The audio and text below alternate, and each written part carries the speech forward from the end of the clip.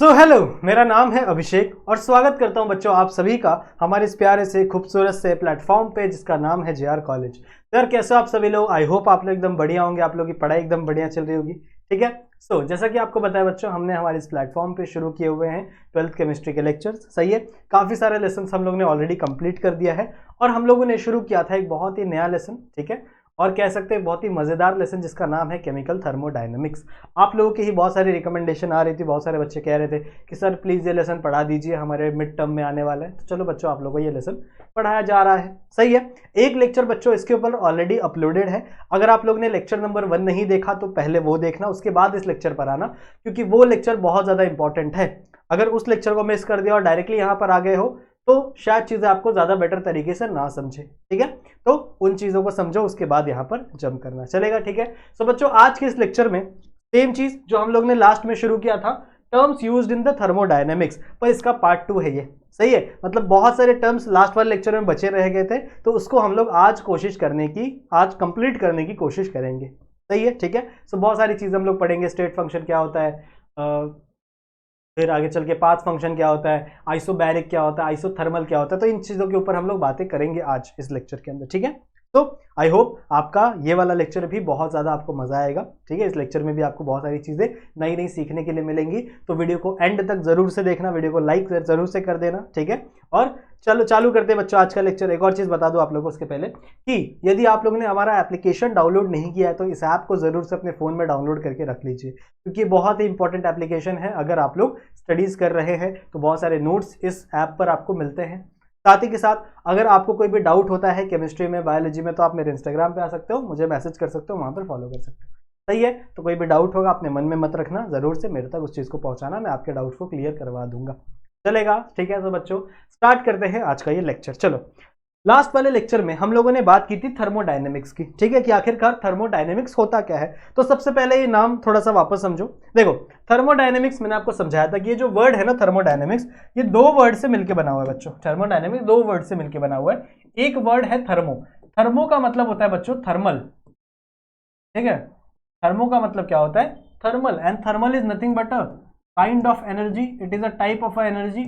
हम लोग बोलते हैं ना thermal energy. So thermal is a kind of type of energy. और डायनेमिक्स का मतलब होता है बच्चों चेंज। जहां पे भी आपको डायनेमिक लिखा हो उसका मतलब क्या होता है बच्चों? चेंज। तो जिस भी कंपाउंड के अंदर, जिस भी प्रोसेस के अंदर अगर एनर्जी चेंज हो रही है, उसका टेम्परेचर चेंज हो रहा है, तो उस चीज को हम लोग क्या कहेंगे बच्चों? उस स्टडी को हम लोग क्या बोलते हैं? थर्मोडायनेमिक्स। और मैंने आपको ये डेफिनेशन भी बताया था कि it is a branch of a science, ये एक ब्रांच ऑफ अ साइंस है जिसमें हम लोग डील करते हैं बच्चों किसके साथ? चेंज इन एनर्जी के साथ। हम लोग किसके साथ डील करते हैं? चेंज इन एनर्जी के साथ। जहां पर चेंज इन एनर्जी कहां कहां हो सकती है? ये हो सकती है बच्चों आपके फिजिकल प्रॉपर्टीज में और केमिकल प्रॉपर्टीज में। इन दोनों के ट्रांसफॉर्मेशन में जब आपका एक चीज, मान लो आपका कोई ए कंपाउंड है और वो जब बी बन रहा है, तो इस रिएक्शन के टाइम पर या तो इनका फिजिकल स्टेट चेंज हो सकता है, जैसे मान लो आइस को आपने वाटर में कन्वर्ट कर दिया, फिर वाटर को आपने वेपर में कन्वर्ट कर दिया, तो उनका फिजिकल ट्रांसफॉर्मेशन भी हो सकता है, साथ ही साथ उनका केमिकल ट्रांसफॉर्मेशन भी हो सकता है। बहुत सारे ऐसे रिएक्शंस होते हैं जो हीट को एब्जॉर्ब करते हैं, हीट को रिलीज करते हैं। सही है, एक्सोथर्मिक प्रोसेस होते हैं ना, एंडोथर्मिक एक्सोथर्मिक प्रोसेस होते हैं। तो उस कंडीशन में भी क्या हो रही है बच्चों? हीट चेंज हो रही है, उसका एनर्जी चेंज हो रहा है। समझ रहे हो? तो during this type of transmission, जब अगर एनर्जी चेंज हो रही है किसी भी केमिकल रिएक्शन में या किसी भी प्रोसेस में, that thing is come under thermodynamics. ठीक है, इसी चीज को हम लोग क्या बोलते हैं बच्चों? थर्मोडायनेमिक्स कहते हैं। बात समझ में आ गई? अब देखो, लास्ट लेक्चर में हम लोग काफी सारे प्रॉपर्टीज पढ़ चुके थे, एक्सटेंसिव प्रॉपर्टी, इंटेंसिव प्रॉपर्टी पढ़ लिए थे। ये समझ लिए थे कि सिस्टम क्या होता है, सराउंडिंग क्या होता है। ठीक है, सिस्टम के अलग अलग टाइप्स पढ़े थे, ओपन सिस्टम क्या है, क्लोज सिस्टम क्या है, एडियाबैटिक सिस्टम क्या है, नहीं सॉरी आइसोलेटेड सिस्टम क्या है। तो ये सारी चीजें हम लोगों ने लास्ट वाले लेक्चर में की हुई हैं, याद होगा आप लोग को, देखा होगा तो देखना है इसके पहले। ठीक है, अब बच्चों इस लेक्चर में हम लोग कुछ और टर्म्स के बारे में समझेंगे। आज इस लेक्चर में हम लोग शुरू करेंगे बच्चों फंक्शन एंड देयर टाइप्स। अब बहुत सारे थर्मोडायनेमिक्स के अंदर फंक्शंस है, बहुत सारे तो नहीं, 2 प्रकार के फंक्शंस हैं, और उन दोनों प्रकार के फंक्शंस को सबसे पहले हम लोग समझेंगे। ठीक है, सबसे पहले ये देखते हैं कि आखिरकार फंक्शन होता क्या है, फंक्शन क्या होता है सबसे पहले। ठीक है, देखो, जैसे मान लो कोई भी आपका फिजिकल ट्रांसफॉर्मेशन करना है या फिर केमिकल ट्रांसफॉर्मेशन करना है, तो मान लो आपका कोई एक कंपाउंड है और ये कन्वर्ट हो रहा है किसके अंदर बच्चों? बी के अंदर। ठीक है, जैसे मान लो एग्जांपल ले लो कि आपका वाटर है लिक्विड फॉर्म में, ठीक है, और ये कन्वर्ट हो रहा है किसके अंदर, वेपर फॉर्म में। समझ रहे हो, ये वेपर वाटर के फॉर्म में क्या हो रहा है, कन्वर्ट हो रहा है। अब यहां पे आपको फिजिकल ट्रांसफॉर्मेशन देखने के लिए मिल रही है, ठीक है, इस कंडीशन पे आपको फिजिकल ट्रांसफॉर्मेशन देखने के लिए मिल रही है। और आप एक और चीज नोटिस कर रहे हो कि during this course of reaction, जब ये रिएक्शन चल रही है ना, जब ये रिएक्शन आगे चल के प्रोसीड कर रही है, तो इस टाइम पर इस कंपाउंड का स्टेट चेंज हो जा रहा है। इस टाइम पर इस कंपाउंड का क्या हो जा रहा है बच्चों, स्टेट चेंज। स्टेट मतलब क्या होता है, तीन टाइप के स्टेट हम लोग पढ़ते हैं ना, liquid state, solid state, gas state, और भी स्टेट होते हैं, प्लाज्मा भी होता है, 5 टाइप के स्टेट होते हैं शायद मेरे हिसाब से, बट हम लोग 3 ही पढ़ते हैं ऊपर ऊपर से, सही है। सो अगर आप यहां पे देखो तो यहां पे आपका जो कंपाउंड है वो सॉलिड स्टेट में है, नहीं गलती, यहां पर जो आपका कंपाउंड है बच्चों वो लिक्विड स्टेट में है।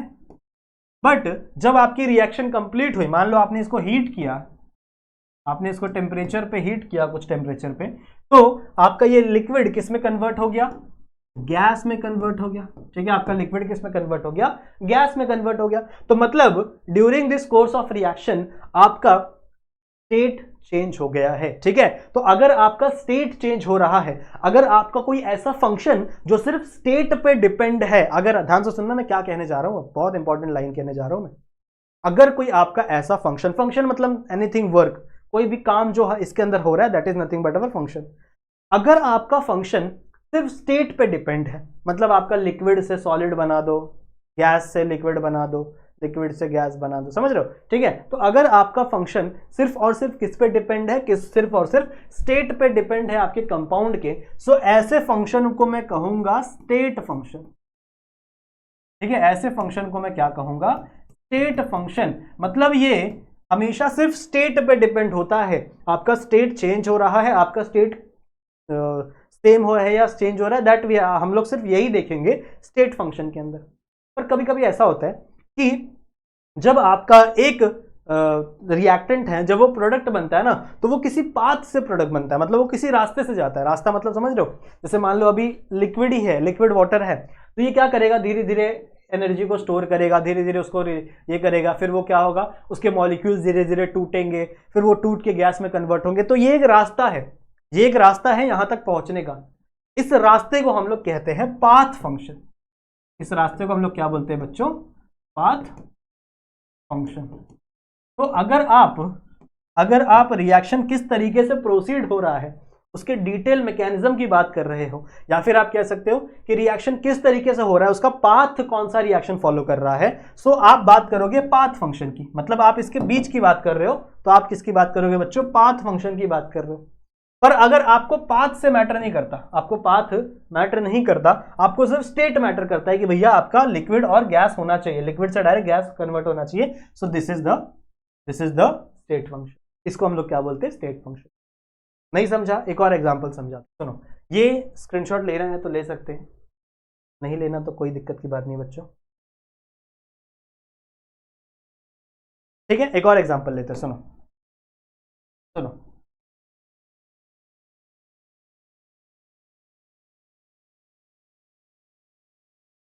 मिटाने दो यार, टाइम लग गया है। ओके, चलो एक और एग्जांपल देता हूं मैं आपको, एक नॉर्मल सा एग्जांपल देता हूं। फॉर एग्जांपल ये आपका घर है, ठीक है, सपोज दैट ये आपका घर है बच्चों, दिस इज योर हाउस, ठीक है। और यहां पर आपका स्कूल है, मान लो ये बड़ा सा बिल्डिंग है, बड़ा सा बिल्डिंग है, ठीक है। बिल्डिंग के अंदर बहुत सारी विंडोज लगी हुई है, suppose that this is the school. ये क्या है, आपका स्कूल है। अब आप तो अपने घर से अपने स्कूल तक जाना है, तो मतलब इमेजिन कर रहे हो ना, मैं आपको समझा रहा हूं कि मान लो आपका एक रिएक्शन यहां से यहां जाना चाहता है, तो ये सिर्फ स्टेट है उनके, ठीक है। ये सिर्फ क्या, स्टेट सिर्फ लिक्विड ये नहीं हो सकते, स्टेट सिर्फ लिक्विड सॉलिड गैस, इसकी बात नहीं करेंगे हम लोग। अगर आप इनिशियल की बात करो और फाइनल की बात करो, सिर्फ इनिशियल और फाइनल की बात कर रहे हो, तो वो स्टेट फंक्शन है, समझ रहे हो। सिर्फ आपको ये करना है, आपके दिमाग में यही है कि मेरे को घर से कहां जाना है, स्कूल जाना है, और मेरे को दुनिया में कुछ फर्क नहीं पड़ता, सही है। तो आप कहोगे कि भैया आप स्टेट फंक्शन के बारे में बात कर रहे हो। पर यही बच्चों, अगर मान लो आपके घर से 3 अलग अलग रास्ते स्कूल को जाते हैं, मान लो एक ये पहला रास्ता स्कूल को जाता है, फिर ऐसा कोई दूसरा रास्ता है जो कहीं अलग से घूम घूम के फिर यही रास्ता मिल के स्कूल को जाता है, सही है। फिर कोई तीसरा रास्ता है जो यहाँ से कहीं घूमते घूमते घूमते घूमते घूमते फिर इसी रास्ते मिलता है। तो ये अलग अलग पाथ है जिसको फॉलो करके आप अपने स्कूल तक जा सकते हो, ठीक है। अब अगर पाथ पे अगर हमारा फोकस डिपेंड नहीं करता, हमारा फोकस सिर्फ डिपेंड करता है इनिशियल और फाइनल पे, तो इसे हम कहेंगे स्टेट फंक्शन, ठीक है। इस फंक्शन को हम लोग क्या कहेंगे बच्चों? State function. स्टेट फंक्शन क्या कि मतलब आप सिर्फ और सिर्फ केयर करते हो, सिर्फ और सिर्फ केयर करते हो इनिशियल की और फाइनल की। आपको कुछ भी करके यहां पर पहुंचना है, आपको पाथ डिसाइडेड नहीं, आप किसी भी पाथ पे चल सकते हो, कोई फर्क नहीं पड़ता, आपको सिर्फ कहां पहुंचना है, यहां पे पहुंचना है। तो इसे मैं कहूंगा स्टेट फंक्शन। पर वही मैं आपको कह दूं कि बच्चा आपको स्कूल तो जाना है, you have to go to school, पर आपको स्कूल ना ये वाले रास्ते से जाना है, ये वाले रास्ते से, आप दूसरे रास्ते से नहीं जा सकते, समझ रहे हो? आपको इस वाले रास्ते से क्या करना है, स्कूल की तरफ जाना है। तो इस कंडीशन में आपका पाथ भी डिसाइडेड है बच्चों, देख रहे हो? इस कंडीशन में भी आप ए टू बी जा रहे हो, इस कंडीशन में भी आप स्कूल अपने घर से स्कूल की तरफ ही जा रहे हो, पर यहां पर आपका पाथ भी डिसाइडेड है। तो इस कंडीशन को हम लोग कहेंगे पाथ फंक्शन, समझ रहे हो? समझ रहे हो? अगर मैंने आपको बोल दिया सिर्फ स्कूल चले जा, अच्छा मम्मी बोलती है ना जा बाजार चले जा, ये लेके आ जा, अब आपको थोड़ी पता है, अब मम्मी को थोड़ी पता है कि आप डायरेक्ट बाजार जाओगे या अपने दोस्त को लोगे, उसके साथ बोलोगे चल अपन घूम के आते हैं, तो आप अलग पाथ से जा रहे हो, दैट इज वो फर्क नहीं पड़ता, आपको सिर्फ मार्केट जाना है, समझ रहे हो? आपको सिर्फ मार्केट जाना है, तो उस कंडीशन में क्या है, स्टेट फंक्शन। आपको किसी भी रास्ते से हो फर्क नहीं पड़ता। पर अगर आपकी मम्मी बोलेगी नहीं भाई उस रास्ते से मत जाना, ठीक है, वहां पे बहुत सारे कुत्ते घूमते हैं, तो उस रास्ते से मत जाना, इस रास्ते से जाना, तो मतलब आपकी मम्मी आपको पाथ भी बता रही है, वहीं जाना है आपको, रिएक्शन में वहीं पहुंचना है। पर अगर एक स्पेसिफिक पाथ से जाना हो, so that function is nothing but our path function. समझ में आ गया? तो स्टेट फंक्शन और पाथ फंक्शन क्या होता है, समझ में आ गया? समझ में आ गया, ठीक है। चलो आ जाओ, तो अब बच्चों इसकी डेफिनेशन और इसके टाइप्स बताते हैं। तो टॉपिक डालेंगे टाइप्स ऑफ फंक्शन, ठीक है, टाइप्स ऑफ फंक्शन। कौन कौन से टाइप्स है? अभी मैंने आपको बताया 2 टाइप्स है, यहाँ पे एक टाइप, यहाँ पे आप लिखेंगे दूसरा टाइप। सबसे पहला टाइप है बच्चों आपका स्टेट फंक्शन। ऐसे फंक्शन जो सिर्फ और सिर्फ किस पे डिपेंड हो, स्टेट पे डिपेंड हो। अगर आपको ए टू बी जाना है तो ए टू बी पे डिपेंड हो, पाथ पे कोई भी डिपेंडेंस ना हो, ठीक है। सो इसका डेफिनेशन कैसे हो जाएगा? द फंक्शन ओनली डिपेंडेंट या फिर depend on state and independent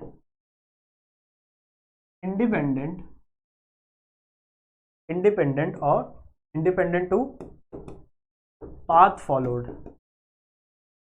path कोई भी फॉलो हो सकता है, कोई भी टाइप की रिएक्शन जा सकती है, ठीक है। Path followed is called as state function, is called as state function. समझ में आ गई बात? तो जहां पे हम लोग पाथ डिसाइड नहीं करेंगे, पाथ इंडिपेंडेंट है। अब देखो ए टू बी पहुंचना है तो आपको किसी ना किसी रास्ते से तो जाना ही पड़ेगा, ऐसा थोड़ी कि आप डोरेमोन का वो उड़ता था ना, उसका हेलीकॉप्टर क्या था वो, तो वो लगा के उड़ के चले जाओ, वो तो हमारे पास है नहीं भैया, हमारे पास डोरेमोन नहीं है। तो भैया हमको किसी ना किसी पाथ से तो जाना ही पड़ेगा, चाहे आप इस रास्ते से चले जाओ, चाहे आप इस रास्ते से चले जाओ, चाहे आप इस रास्ते से चले जाओ, पर रास्ता कोई भी आप चूज कर सकते हो, वो इंडिपेंडेंट है रास्ता। आपको सिर्फ मोटिव क्या है कि आपको उस स्पेसिफिक जगह पर पहुंचना है। सो इसे हम कहेंगे स्टेट फंक्शन, जहां पे आपको सिर्फ ए टू बी जाना है, आपको पाथ इंडिपेंडेंट, आपको पाथ डिसाइड करना इंडिपेंडेंट। तो वही मैंने लिखा है कि the function which only depend upon किसके ऊपर, स्टेट के ऊपर डिपेंड करता है बच्चों, यानी आपके ए टू बी पे डिपेंड करता है, और पाथ पे वो इंडिपेंडेंट है, it is independent to path followed. Path जो भी फॉलो कर सकते हो उस पर इंडिपेंडेंट है। तो ऐसे फंक्शन को मैं क्या कहूंगा बच्चों? ऐसे फंक्शन को मैं स्टेट फंक्शन कहूंगा, ठीक है। ऐसे फंक्शन को मैं स्टेट फंक्शन कहूंगा। अब इसके अलग अलग एग्जाम्पल है, सुनो।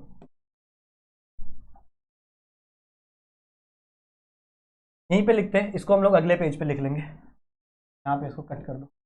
एग्जाम्पल, अब इसके कई सारे एग्जाम्पल है। कौन कौन से? सबसे पहला है बच्चों आपका एंट्रोपी। ठीक है। एंट्रोपी को हमेशा हम लोग एस से डिनोट करते हैं, एस से डिनोट करते हैं, ठीक है।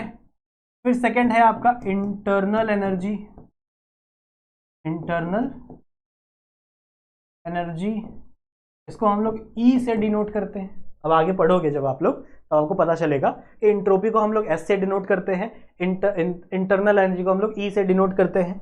फिर अगला है, अगला क्या है, हाँ, एंथैल्पी, एंथैल्पी, एंथैल्पी को हम लोग बच्चों एच से डिनोट करते हैं, एच, ठीक है। फिर एक है आपका वॉल्यूम, वॉल्यूम को वी से डिनोट करते हैं।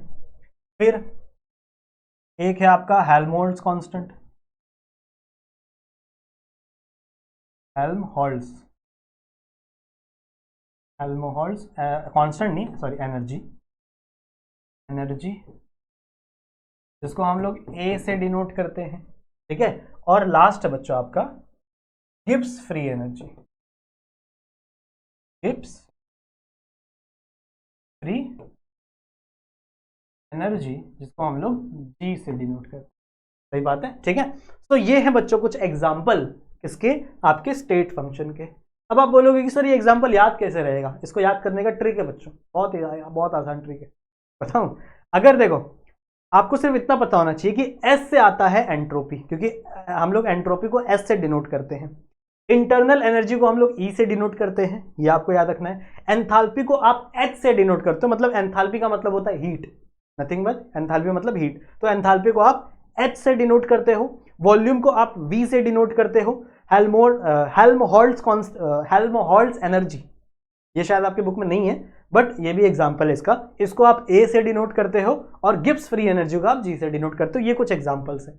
अब इसको याद कैसे रखना है, आपको नाम याद रखना है बच्चों, सहवाग, सहवाग पता है ना आप लोग को, हमारे लेजेंडरी क्रिकेटर हैं, ठीक है, तो आपको उनका नाम याद रखना है। अब अगर आप ध्यान से देखो तो यहां देखो, सहवाग दिख रहा है, SEHVAG,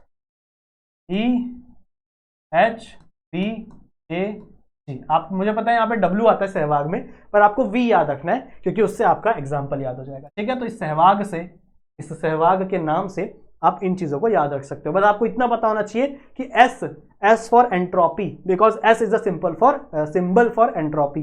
वहीं E is the symbol for internal energy.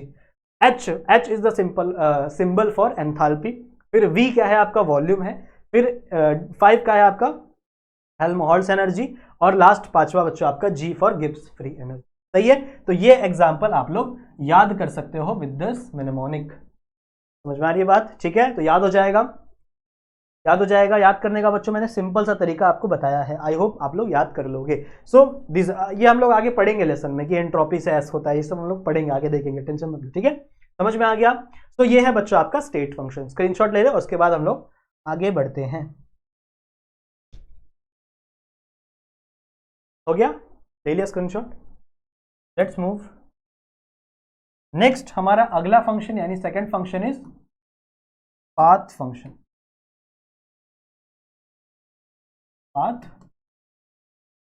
Function, अभी मैंने आपको बताया कि पाथ फंक्शन बच्चों वो फंक्शन है जहां पे आपको एक स्पेसिफिक पाथ फॉलो करना पड़ेगा, जहां पे आपको A to B जाना है, आपको A to B ही आप जाओगे, ठीक है, पर एक स्पेसिफिक पाथ से जाओगे। तो हम क्या कहेंगे, इसका डेफिनेशन कैसे बनेगा बच्चों, इसका डेफिनेशन बनेगा the function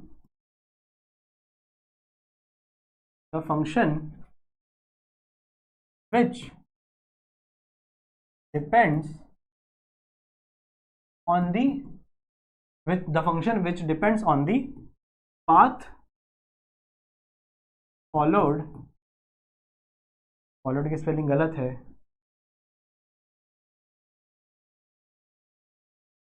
followed is called as path function, सही है। तो ये है बच्चों डेफिनेशन आपके पाथ फंक्शन की, ठीक है, ये है डेफिनेशन आपके पाथ फंक्शन की। इसके एग्जांपल क्या है, इसके दो ही एग्जांपल आपको पढ़ने हैं, एक आपको पढ़ना है वर्क और एक आपको पढ़ना है हीट। ये दो एग्जांपल है, ठीक है, एक पढ़ना है आपको वर्क और एक आपको पढ़ना है हीट। ये दो एग्जांपल आते हैं बच्चों पाथ फंक्शन के। तो पाथ फंक्शन समझ में आ गया, जिसमें आप एक स्पेसिफिक पाथ फॉलो करोगे, that is nothing but our path function. इसके दो ही एग्जांपल है। तो पिछले वाला एग्जांपल आप याद कर लोगे, सहवाग से मैंने आपको याद करवा दिया, ये एग्जांपल से याद करना है। और ये डेफिनेशन बहुत ही आसान है, ये डेफिनेशन आपको याद करना है और उसके बाद आपको ये चीज समझ में रखनी है, ठीक है। तो स्क्रीनशॉट ले लें और उसके बाद बच्चों हम लोग वी विल मूव। चले आगे बढ़े, चलो अब आगे बढ़ते हैं। अब बच्चों एक और चीज, आपका जो पाथ फंक्शन है, सॉरी आपका जो स्टेट फंक्शन है, ये भी दो पार्ट में डिवाइडेड है, ठीक है, ये भी दो पार्ट में डिवाइडेड है। तो मैं इस चीज को थोड़ा सा मिटाऊंगा, यहाँ पर इसको मिटाऊं या यहाँ पे ये एग्जाम्पल को मिटाता हूं मैं, ठीक है, इस एग्जाम्पल को मिटा रहा हूँ। और स्क्रीनशॉट ले नहीं लिया होगा तो ले लेना प्लीज, ठीक है, वापस हट जाता हूँ, स्क्रीनशॉट ले लो, मैं मिटाने जा रहा हूँ इसको। चलो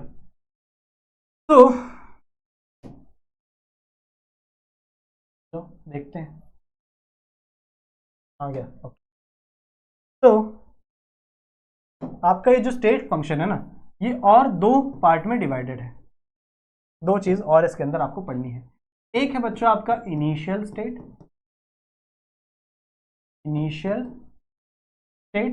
और एक है आपका फाइनल स्टेट। अब इसका क्या मतलब है, देखो बड़ा ही सिंपल मतलब है। जैसे मान लो आपको ए टू बी जाना है, कोई भी आप रिएक्शन कर रहे हो, आपको ए से बी जाना है, सही बात है।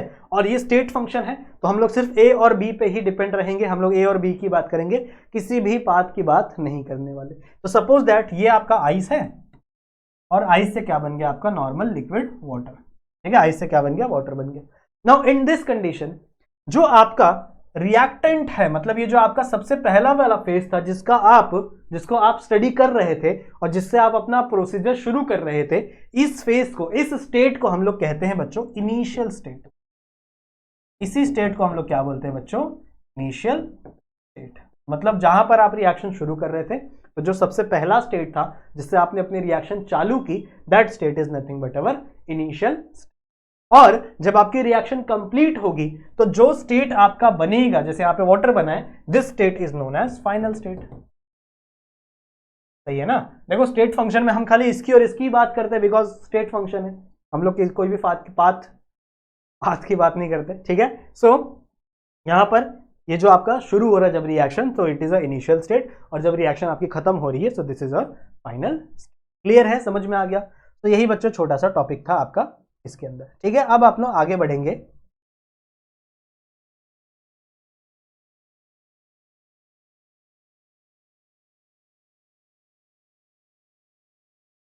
अब अपन आगे बढ़ेंगे अगले टॉपिक की तरफ। स्क्रीनशॉट लें और आगे बढ़ते हैं। स्क्रीनशॉट लेने के लिए हटा था मैं। Let's move. अब अगला टॉपिक है बच्चों अपना इक्विलिब्रियम। अब हम लोग को इक्विलिब्रियम पढ़ना है, और इक्विलिब्रियम के अंदर भी हमें दो चीजें पढ़नी है, ठीक है। तो एक है बच्चों आपका थर्मोडायनेमिक इक्विलिब्रियम, और एक है आपका नॉन थर्मोडायनेमिक इक्विलिब्रियम। आ जाओ इसको देखते हैं कि क्या है भाई साहब। बड़ा ही सिंपल है, सिर्फ टर्म्स आपको पढ़नी है, बस लेक्चर का नाम ही वही है ना, टर्म्स इंक्लूडिंग इन थर्मोडायनेमिक्स। तो दो टाइप्स है बच्चों इसका। एक है, क्या लिख रहा हूं मैं, एक है बच्चों आपका थर्मोडायनामिक इक्विलिब्रियम, और एक है आपका नॉन थर्मोडायनेमिक इक्विलिब्रियम। सही है, समझ में आई बात, ठीक है। सो एक है आपका थर्मोडायनेमिक इक्विलिब्रियम, एक है आपका नॉन थर्मोडायनेमिक इक्विलिब्रियम। अब इक्विलिब्रियम क्या होता है, मैंने आपको लेसन पढ़ाया हुआ है इक्विलिब्रियम वाला, उसमें मैंने आपको बताया था कि जब आपका फॉरवर्ड रिएक्शन और बैकवर्ड रिएक्शन सेम हो जाए उसको इक्विलिब्रियम बोलते हैं। पर यहाँ पे हम लोग थर्मोडायनेमिक्स की बात कर रहे हैं, मतलब यहाँ पे हम लोग हीट की बात कर रहे हैं, we are talking about heat. तो इसके अंदर होगा क्या बच्चों, इसके अंदर होगा क्या कि अगर आपका स्टेट फंक्शन कांस्टेंट रह जाए, अगर आप थ्रू आउट द रिएक्शन जैसे मान लो ए टू बी बना, सही है। अब अगर ए भी लिक्विड था और जब आपका प्रोडक्ट बी बना ये भी लिक्विड है, अगर सपोज ऐसा कुछ हुआ, तो इस कंडीशन में आपका ये भी लिक्विड था, आपका ये भी लिक्विड था, तो क्या आपका स्टेट फंक्शन चेंज हुआ? सोचो जरा, दिमाग लगाओ, क्या आपका स्टेट फंक्शन चेंज हुआ? क्योंकि दोनों ही क्या थे, लिक्विड थे ना। तो स्टेट फंक्शन यहां पे चेंज हुआ क्या? नहीं चेंज हुआ। तो ऐसे रिएक्शन में, ऐसे रिएक्शन कंडीशन में जहां पर आपका state function will remain constant और you can say our state function does not change, ऐसे रिएक्शन को हम लोग कहते हैं थर्मोडायनेमिक इक्विलिब्रियम। ठीक है, ऐसे केमिकल रिएक्शन को हम लोग क्या कहते हैं? Thermodynamic equilibrium. समझ में आई बात? समझ में आई बात? सो आप क्या लिखोगे? You will write as the function or you can say reaction in which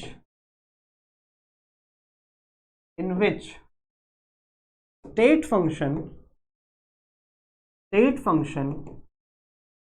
do not change या फिर आप ऐसे भी लिख सकते हो remains constant। क्या लिख रहा हूं पहले? remains कांस्टेंट, समझ रहे हो? इज कॉल्ड एज, इसी को हम लोग क्या बोलते हैं बच्चों? Thermodynamic equilibrium. सही है? स्पेलिंग कहीं गड़बड़ा जाए तो माफ कर देना, पर मैं थोड़ा फास्ट ही लिख रहा हूँ। समझ में आ गया क्या होता है? तो थर्मोडायनेमिक इक्विलिब्रियम इतना सिंपल सा टॉपिक है कि क्या ही बताएं बच्चों। थर्मोडायनेमिक इक्विलिब्रियम का मतलब क्या होता है कि जहां पर ऐसी रिएक्शन कंडीशन, ऐसा फंक्शन जहां पर आपका स्टेट फंक्शन कभी भी चेंज नहीं होगा। ठीक है, जहां पर आपका स्टेट फंक्शन बच्चों कभी चेंज नहीं होगा और यू कैन से कि आपका state function will remain constant. ऐसे चीज को हम लोग क्या बोलते हैं बच्चों? आपका thermodynamic equilibrium.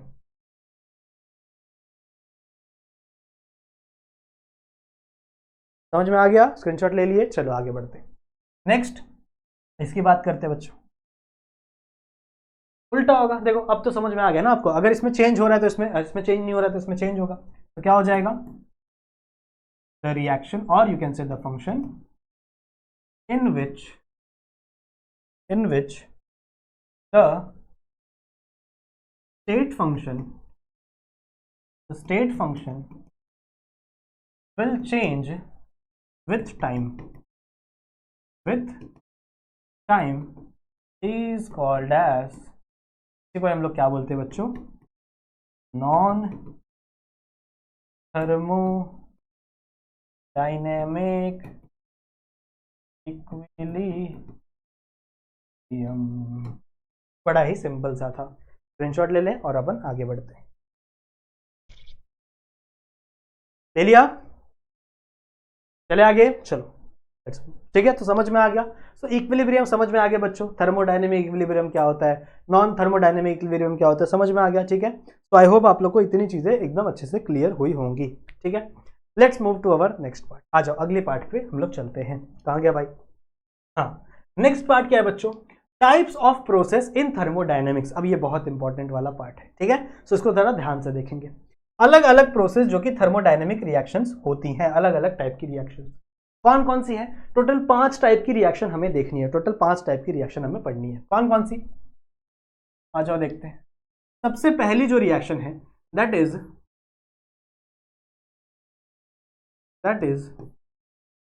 Isothermal process. Isothermal सबसे पहली जो प्रोसेस है दैट प्रोसेस इज आइसोथर्मल। उसके बाद जो अगली प्रोसेस है वो है बच्चों आपकी आइसोबैरिक प्रोसेस। ध्यान से सुनेंगे। फिर अगली जो प्रोसेस है वो है आपकी आइसोकॉरिक प्रोसेस। आइसोकॉरिक पढ़ाऊंगा आप लोगों को, बताऊंगा सब कुछ एकदम डिटेल में, आप टेंशन मत लो। फिर चौथी प्रोसेस है बच्चों आपकी एडियाबैटिक प्रोसेस। और जो लास्ट प्रोसेस है that is reversible process. Reversible, समझ में आई बात? तो ये 5 रिएक्शन, 5 अलग अलग प्रोसेस हमको समझने हैं। कौन कौन से बच्चों? देखो ध्यान से, नाम सुनो। सबसे पहला है बच्चों आपका आइसोथर्मल प्रोसेस, ये बड़ा ही इंपॉर्टेंट है, बहुत बार एग्जाम में पूछा जाता है। फिर आपका आइसोबैरिक प्रोसेस, ये भी बहुत इंपॉर्टेंट है। आइसोकॉरिक प्रोसेस, इसको भी हम लोग पढ़ेंगे। ठीक है, एडियाबाटिक प्रोसेस और रिवर्सिबल प्रोसेस। ये 5 प्रोसेस हमको आज इसी लेक्चर में अभी के अभी पढ़ने हैं। फटाफट देखते हैं, आराम से खत्म हो जाएगा। चलो आ जाओ बात करते हैं। सबसे पहला है बच्चों आपका आइसोथर्मल। अब देखो यहां पर एक चीज हमेशा ध्यान में रखो, एक चीज हमेशा दिमाग में रखो कि आपका ये जो आइसो वर्ड है ना, iso, this iso word mean same. इस आइसो वर्ड का मतलब क्या होता है? सेम।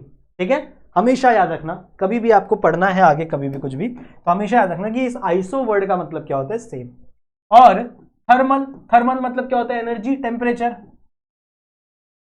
टेम्परेचर लिख दो, एनर्जी लिख देना, मतलब टेम्परेचर यहां पे सही वर्ड है।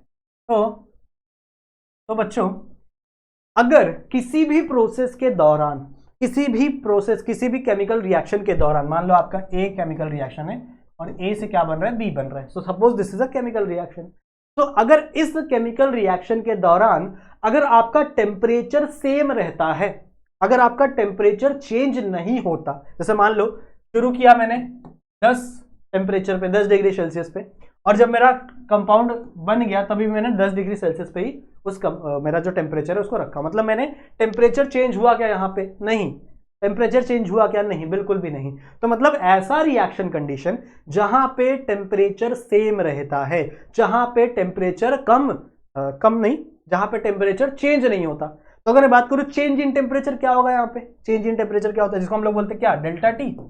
डेल्टा टी मतलब क्या होता है? Change in temperature. हमेशा याद रखना, डेल्टा टी मतलब क्या होता है? Change in temperature. तो भैया टेम्परेचर अगर सेम है तो चेंज हुआ ही नहीं। अगर टेम्परेचर सेम है तो चेंज हुआ ही नहीं, तो मतलब डेल्टा टी क्या हो जाएगा? जीरो।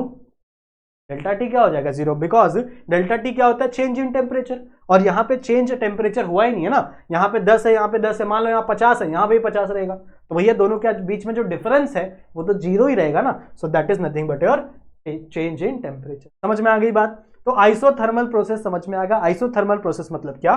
द प्रोसेस इन विच, ऐसे लिख सकते हो आप लोग डेफिनेशन, बहुत इजी डेफिनेशन है इसलिए मैं नहीं लिख रहा। द प्रोसेस इन विच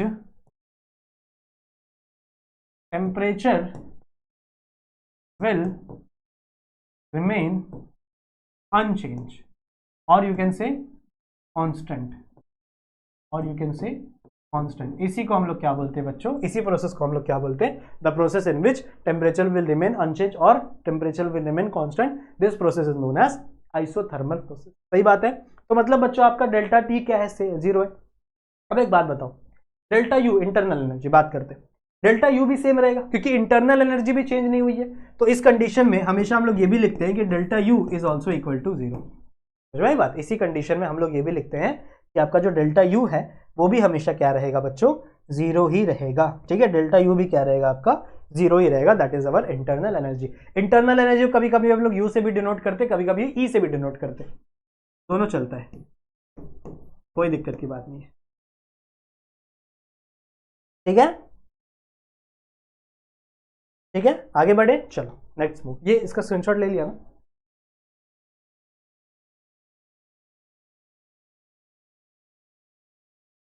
ले लिया, ठीक है, आगे बढ़े। चलो नेक्स्ट। नेक्स्ट है बच्चों अपनी दूसरी process. Our next process is isobaric process. अब देखो बैरिक में आप एक वर्ड देख रहे हो, bar, bar, and bar is the unit of pressure. Bar क्या होती है बच्चों? Unit of pressure. मतलब यहां पे इस बैरिक का मतलब क्या हो रहा है? यहां पे हम लोग प्रेशर की बात कर रहे हैं, बच्चों, प्रेशर की बात कर रहे हैं। और आइसो का मतलब अभी मैंने आपको बताया, आइसो का मतलब होता है सेम। आइसो क्यों लिख रहा हूं मैं? आइसो का मतलब क्या होता है बच्चों? सेम। तो ऐसा रिएक्शन जहां पर प्रेशर सेम रहेगा। सही बात है ना? Process the process in which the pressure of system, एक सेकेंड भाई क्या लिख रहा हूं मैं? सिस्टम विल रिमेन कांस्टेंट और unchange is called as isobaric process। Isobaric process. समझ में आई बात?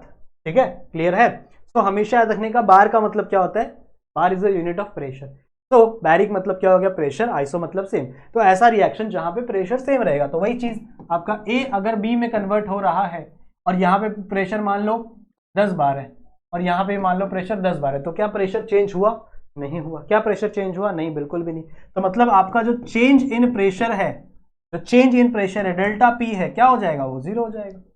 ये भी लाइन हमेशा याद रखेंगे, चेंज इन प्रेशर क्या हो जाएगा बच्चों आपका, जीरो। समझ में आई बात, समझ में आई बात, ठीक है, क्लियर है, क्लियर है, ठीक है, समझ में आई बात। चलो अच्छा एक और चीज, बच्चे कंफ्यूज बड़ा हो जाते हैं आइसोबैरिक और आइसोकॉरिक में, क्योंकि जब मैं छोटा था, मतलब जब मैं छोटा नहीं 12th स्टैंडर्ड में था, तो मैं आइसोबैरिक और आइसोकॉरिक में बहुत ज्यादा कंफ्यूज होता था। यार बैरिक में प्रेशर था, आइसोकॉरिक में वॉल्यूम होता है, तो मैं कंफ्यूज होता था। ठीक है, तो ये तो एक अच्छा तरीका है, जैसे बार मतलब क्या होता है कि आपका बार मतलब प्रेशर होता है, ठीक है, bar is a unit of pressure, तो आप इससे ही पता कर सकते हो। मैं कैसे याद रखता था पता है, मैं सोचता था कि अगर इस बी को अपन उल्टा कर दे तो क्या हो जाएगा, इस बी को अगर मैं इस ये वाले पोर्शन को उधर ले जाऊं, ये वाले पोर्शन को इधर ले जाऊं, तो क्या बन जाएगा, पी बन जाएगा, ठीक है ना। ऐसा मैं दिमाग लगाता था कि अगर मैं बी को ऊपर ले जाऊं, मतलब इस बी को उल्टा कर दूं, समझ लो, ऐसा बी है, कैसा है बी, ऐसा बी है ना, ऐसा भी है, ऐसा, तो अगर मैं इसको उल्टा कर दूं तो क्या बन जाएगा, पी बन जाएगा ना, क्या बन जाएगा, पी बन जाएगा। तो मैं वहां से याद रखता था कि भैया इस आइसोबैरिक मतलब क्या, प्रेशर, इस बी को उल्टा कर दो, पी, पी फॉर प्रेशर, मतलब यहाँ पे प्रेशर सेम रहेगा, ऐसे मैं याद रखता था। आप भी ऐसे याद रख सकते हैं अगर आपको याद रखने का तरीका, ये मेरा तरीका था, ठीक है, चलेगा, आगे बढ़े, लेट्स मूव। अगला है बच्चों आइसोकॉरिक। अगला प्रोसेस क्या है, आइसोकॉरिक। अब देखो, आइसो का मतलब होता है सेम, और अगेन यहाँ पे कॉरिक का मतलब है वॉल्यूम। अब ये मुझे नहीं पता कॉरिक का मतलब वॉल्यूम क्यों है, कौन से भाषा में वॉल्यूम को कॉरिक बोला जाता है, आई डोंट नो, बट मैं इसको ऐसे ही याद रखता हूं। तो मैं कैसे याद रखता हूं पता है, देखो कॉरिक है ना, कॉरिक, कॉरिक किससे शुरू हो रहा है, सी, तो सी लिखते टाइम अगर मैं ऐसे घुमा दूं, अगर मैं सी लिखते टाइम ऐसे घुमा दूं, ये मेरा वी बन जाएगा, थोड़ा बहुत वी जैसा नहीं दिख रहा है, मेरे को दिखता है भाई।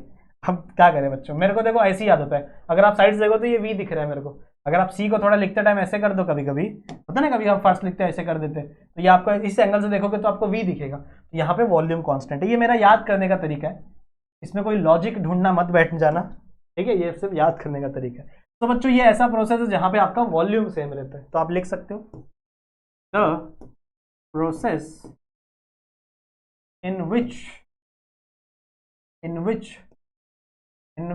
the volume of the system remain constant। देखो सेम रिएक्शन है, सेम ये है अपना डेफिनेशन है, बस चीजें चेंज हो जा रही है ना, वहां प्रेशर था यहाँ वॉल्यूम था, बस रिमेन कांस्टेंट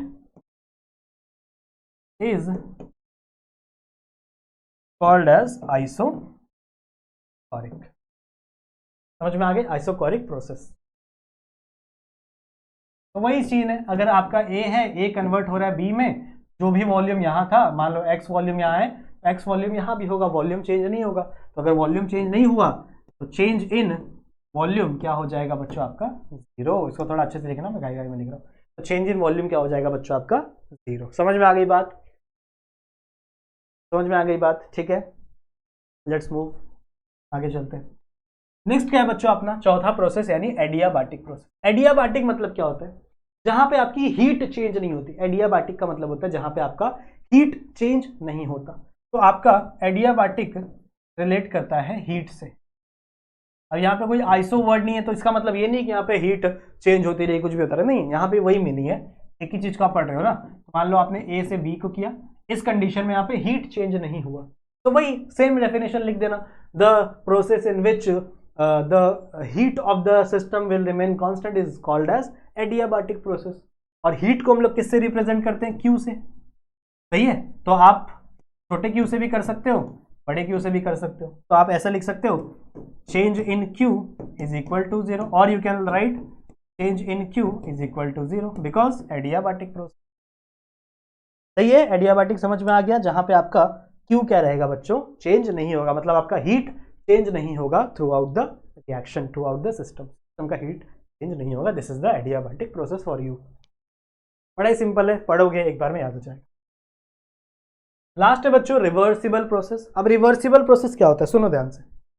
रिवर्सिबल प्रोसेस का फंडा ये है। अच्छा, स्क्रीनशॉट लिया कि नहीं तुम लोग ने, ये बताओ। स्क्रीनशॉट ले लेना बच्चों, है वरना मैं भूल जाता हूँ।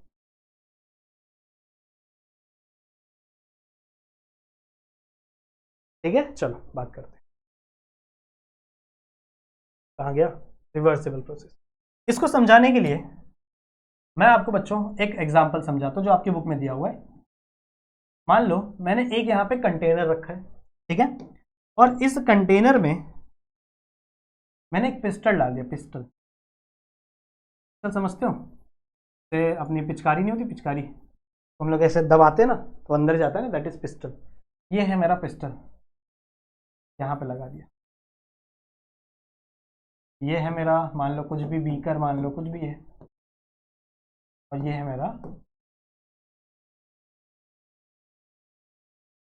पिस्टल। पिस्टल मान लो ये आपका पिस्टल है, जिससे आप क्या करोगे, अगर आप क्या करोगे, यहां से चीजों को पुल करोगे तो आपकी जो गैस होगी वो अंदर कंप्रेस होगी, अंदर कंप्रेस होगी और एरिया कम होगा। आपको पता है ना, ये चीज पता है ना आप लोग को, कि अगर आपका एरिया कम होता है प्रेशर इंक्रीज होता है। Area is inversely proportional to pressure. सही बात है, तो वही चीज है। अब मान लो बच्चों आपने एक पिस्टल लगा दिया, तो इसके अंदर कुछ प्रेशर क्रिएट हुआ होगा, इसके अंदर कुछ प्रेशर क्रिएट हुआ होगा, और ये क्या करेगा, इस प्रेशर के थ्रू इस पिस्टल को ऊपर की तरफ फेंकेगा। क्या बोल रहा हूं मैं, समझ रहे हो। इस वाले एरिया में कुछ गैसेस है, यहाँ पे इस वाले एरिया में कुछ गैसेस है। अब मैंने पिस्टल लगा दिया, तो इस पिस्टल की वजह से, उस पिस्टल की वजह से क्या होगा, ये वाला जो गैसेस है ना, ये कुछ फोर्स लगाएगा इसके ऊपर, ये कुछ फोर्स लगाएगा। तो ये जो फोर्स लगा रहा है ना, ये जो गैसेस, ये जो फोर्स लगा रही है, इसको हम लोग बोलते हैं बच्चों ड्राइविंग फोर्स। हम लोग क्या बोलते हैं बच्चों, ड्राइविंग फोर्स। ये आपकी ड्राइविंग फोर्स है जो कि आपका गैस लगा रही है आपके पिस्टल के ऊपर। अब जैसे जैसे मान लो इसने थोड़ा थोड़ा फोर्स लगाया, थोड़ा थोड़ा फोर्स लगाया, थोड़ा थोड़ा ये ऊपर चला गया। अब जैसे ये ऊपर गया, अंदर का एरिया बढ़ गया। अब अगर एरिया बढ़ेगा तो प्रेशर क्या हो जाएगा, कम। तो मतलब अंदर का प्रेशर कम हो गया और बाहर का प्रेशर ज्यादा हो गया, तो बाहर से फिर एक अपोजिट फोर्स लगने लगेगी इसके ऊपर। समझ रहे हो मैं क्या बोल रहा हूं, समझ रहे हो क्या कहना चाहता हूं, कि जब ये ऊपर इसको प्रेस कर रहा था, ऊपर फेंक रहा था, तो इन दैट सिचुएशन उस फोर्स को मैंने क्या बोला, ड्राइविंग फोर्स। जब ये इसको ऊपर ऊपर ऊपर ऊपर फेंक रहा है, ऊपर ऊपर फेंक रहा है, तो एक ऐसा सिचुएशन आएगा बच्चों जहां पे इसका प्रेशर कम हो जाएगा बिकॉज इसकी एरिया बढ़ गई। और किससे कम हो जाएगा, एटमॉस्फेरिक प्रेशर से, बाहर के प्रेशर से। मतलब बाहर का प्रेशर, इसके बाहर का फोर्स इसके ऊपर लगेगा। इस फोर्स को हम लोग कहते हैं आपका एक्सटर्नल फोर्स। समझ रहे हो, एक्सटर्नली बोलते हैं ना भाई मेरे, देखना दो, लेट मी चेक। हाँ, एक्सटर्नल फोर्स या फिर अपोजिंग फोर्स बोलते हैं। अपोजिंग लिख देता, आपकी बुक में जो दिया है वही एक्सटर्नल भी सही है, अपोजिंग फोर्स। समझ में आई बात, ठीक है। तो ये अपोज करेगा, यहां से ये जाएगा, यहां से ये जाएगा। तो ये कब तक चलेगा ये खेल तब तक चलेगा बच्चों जब तक दोनों इक्विलिब्रियम में ना आ जाते। तो रिवर्सिबल प्रोसेस कहने का मतलब ये है कि ये चीज इधर भी जा सकती है, प्रेशर इसका ज्यादा रहेगा तो ये चीज इधर जाएगी, प्रेशर इसका ज्यादा रहेगा तो ये चीज इधर जाएगी। तो मतलब ये पूरी चीज क्या है बच्चों, रिवर्सिबल है। अगर आप हल्का सा भी प्रेशर चेंज करोगे, if you change the pressure, slightly change करोगे प्रेशर। इसके लिए आपके बुक में एक वर्ड दिया हुआ है, तो नाम क्या दिया है, रुको रुको, वर्ड मेरे को याद नहीं आ रहा था। इनफाइनाइट स्मॉलिगेटर, ये ना, हाँ, इनफाइनाइट सिमली, ऐसा कुछ वर्ड है,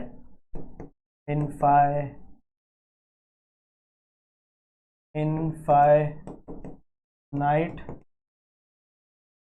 सिमली ग्रेटर। इसका मतलब क्या है पता है, इतना बड़ा वर्ड है, इसका मतलब क्या है, स्मॉल फोर्स का मीनिंग है बच्चों, स्मॉल फोर्स। तो मतलब अगर आप कहीं भी छोटा सा फोर्स लगाओगे तो ये चीज ऊपर भी मूव हो सकती है, ये चीज नीचे भी मूव हो सकती है। तो मतलब ये फॉरवर्ड रिएक्शन भी करेगा या अपवर्ड रिएक्शन भी करेगा। इसीलिए इस प्रोसेस को हम लोग क्या बोलते हैं बच्चों, रिवर्स प्रोसेस। समझ में आ गया, शॉर्ट ले, समझ में आ गया, ठीक है, क्लियर है। तो यहाँ पे कोई चीज हम लोग को पढ़नी, मतलब कुछ डेरिवेशन इक्वेशन नहीं करना है।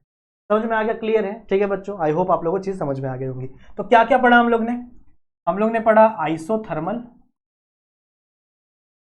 चार्ट बना लो। आइसोथर्मल पढ़ा, एक चार्ट बना लो।